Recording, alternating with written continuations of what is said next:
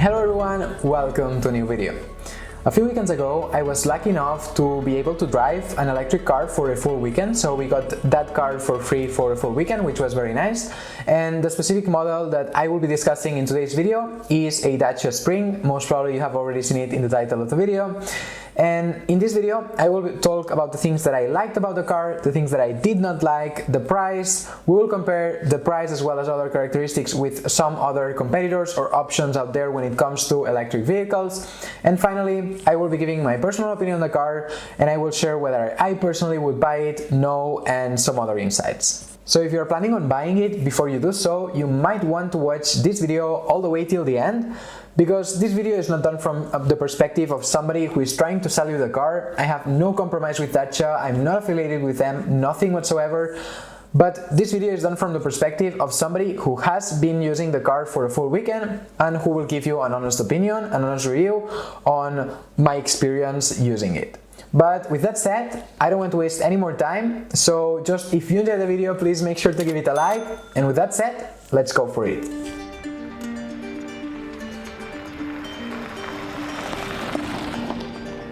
Firstly, let's talk briefly about the car itself, which, as I already mentioned, it is a Dacia Spring, and I won't be going into all the specifics of this car, every single feature and so on. If you go to the website, you can see lots of things, and I'm sure that if you go to any Dacia partner, the sales agent there will inform you of each and every single detail about the car.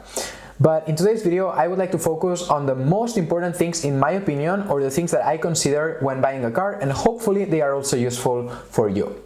Overall, the car itself is sold as a city car, but although for me, in my opinion, it can also be used if you are living in a small town and you're using it to just go to the towns nearby, or maybe grocery shopping and so on. That's super convenient.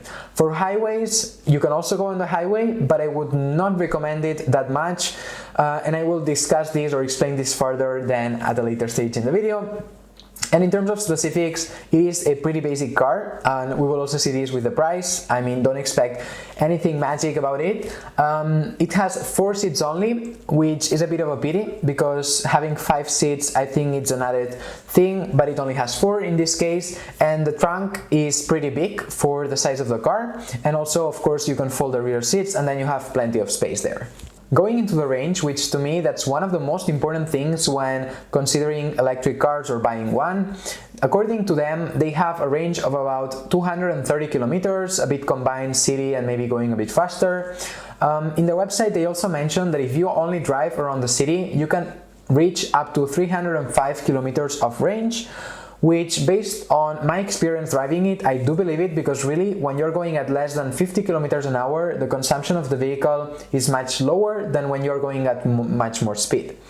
If you, for instance, were to drive the car all the time at around 100 kilometers an hour, then I don't think that the range would last you for more than 170 kilometers approximately. The battery itself is of 33 kilowatts, and for normal people who don't maybe have the kilowatts or batteries in general much in their head, I think that it's easier to check which is the consumption to see, okay, how many kilometers can I drive with a battery of 33 kilowatts. So on consumption, we have that on average it uses 14 kilowatts hour of electricity for every 100 kilometers.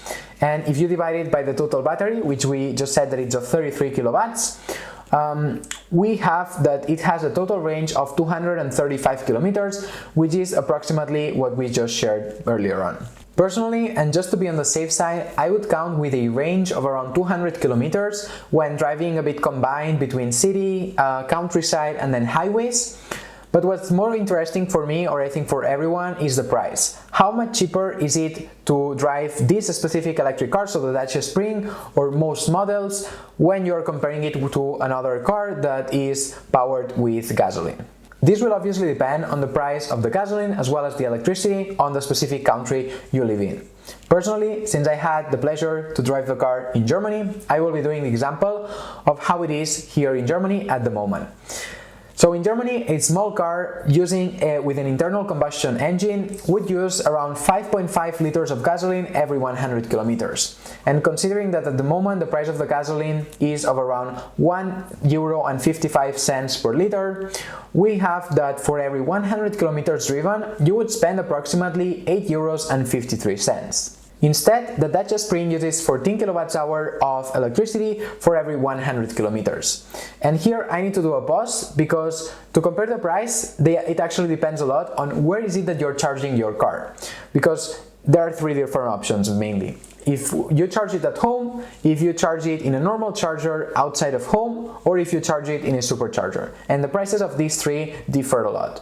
Firstly, starting with the price of the electricity at home, I just took the average price of the electricity for this past year for Germany, which, as I already mentioned, Germany is the country in which the electricity is more expensive in Europe, and it currently stands at around 30 cents every kilowatt hour. So if you would charge it at home, that's what it would be.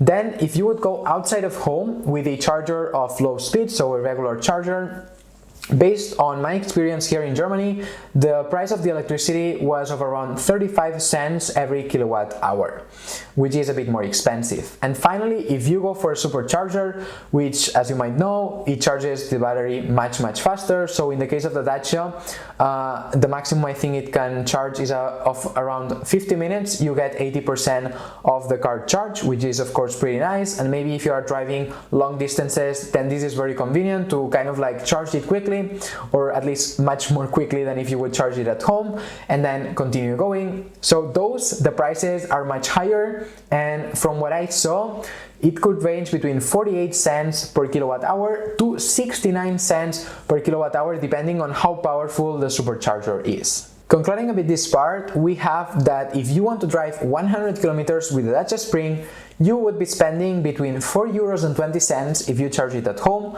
up to 9.66 euros for the most expensive option of the supercharger.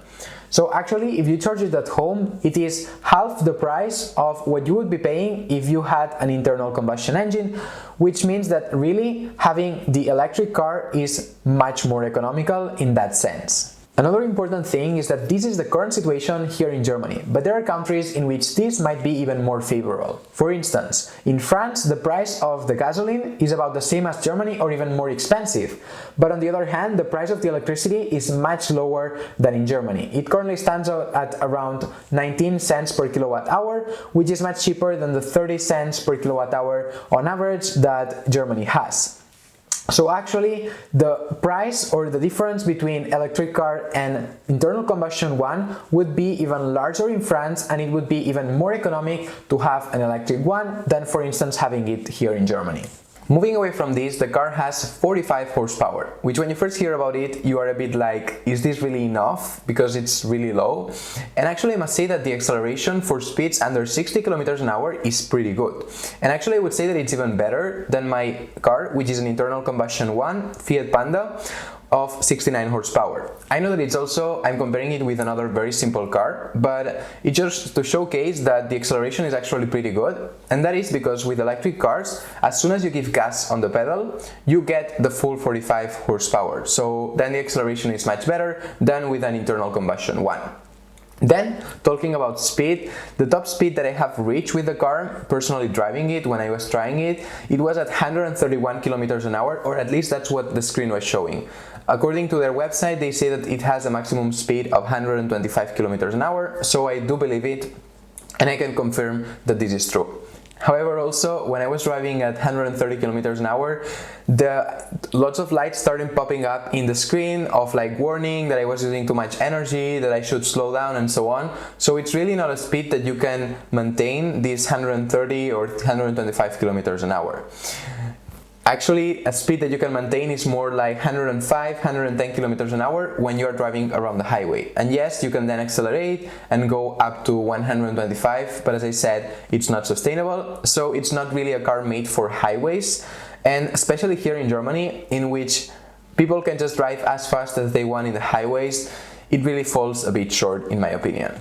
The next thing that I liked about the car is that if you select the more premium version, which is the one that we got, and I think that it's only like 1,000 or 2,000 euros more, you get also a spare wheel. And the spare wheel is of the same size of all the wheels of the car, which I find it very convenient because if you are on the road, you pop one of the wheels, you just exchange it and you can keep going. As opposed to many cars just having a spare wheel which is super small in comparison to the rest, and it just allows you to go to a mechanic and then there you still have to change it.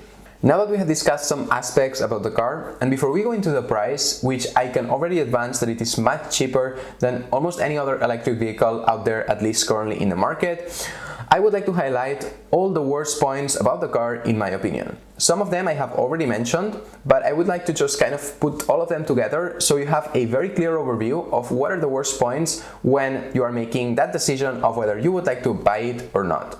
First of all, we have the range, which is very limited at 230 kilometers as we commented, and probably it's less than that if you drive a lot around the highways or very fast in secondary roads, when to me, any car, not just an electric one, but any car should have at least 350 kilometers of range to not have to keep charging it every single day or filling it up with gasoline or whatever. Then moving next, we have the speed, which as we already commented, when driving around the highways, you can only go comfortably at around 105-110 kilometers an hour, which is way too slow, especially here in Germany, but also in other countries in Europe, in which you can go either at 120 kilometers an hour or 130.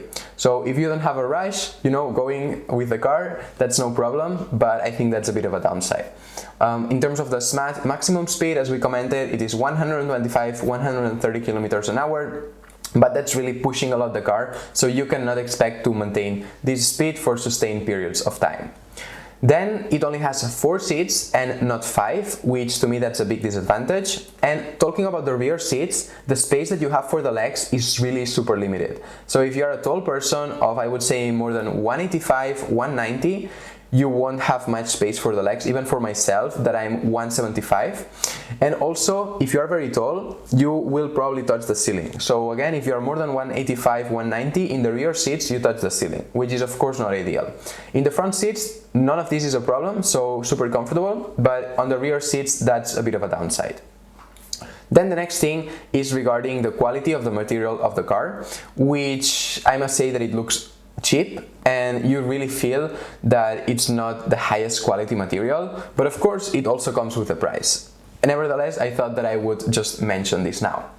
And then it is not possible to add a hitch ball to maybe have a bike rack or a trailer or whatever to transport things, which is, also it would be nicer to have it. I don't think it's a big downside depending on what you're going to use the car for, but just thought I would mention it.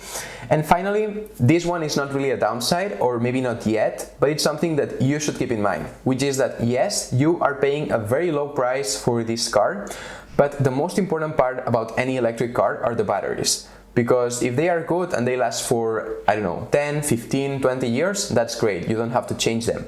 But if the quality of the batteries is really not that good, and then every, 5, 8 years you need to change them, it's super expensive to change the batteries of the car. So that's just something that, of course, we cannot compare because this car is brand new and it has not been in the market for that long to be able to see whether the batteries last for long enough. You have to replace them very often, but just something to keep in mind. After this, let's go and talk about the price, because when I see it, it is very tempting to buy, especially if you just need the car to go to work and back every day, and maybe you need to drive 40 kilometers, even 100 kilometers, because then you would save a lot in terms of transportation costs, of course. And now when I talk about the prices, please note that I will be mentioning the prices without any bonuses applied to that, although at least in Europe, most states are giving bonuses of 7,000, 9,000 euros whenever you're buying a car, so you would have to deduct this from the prices that I will be mentioning right now. In Germany, the price of the basic version of the car is of around 20,490 euros, and in Spain it is even more attractive at 16,550 euros. And this is what they say in their website, but actually, probably if you read the small letter or whatever, you don't end up being able to buy them this cheap, but maybe 1,000 or 2,000 euros more expensive. But this is just what they say in the website.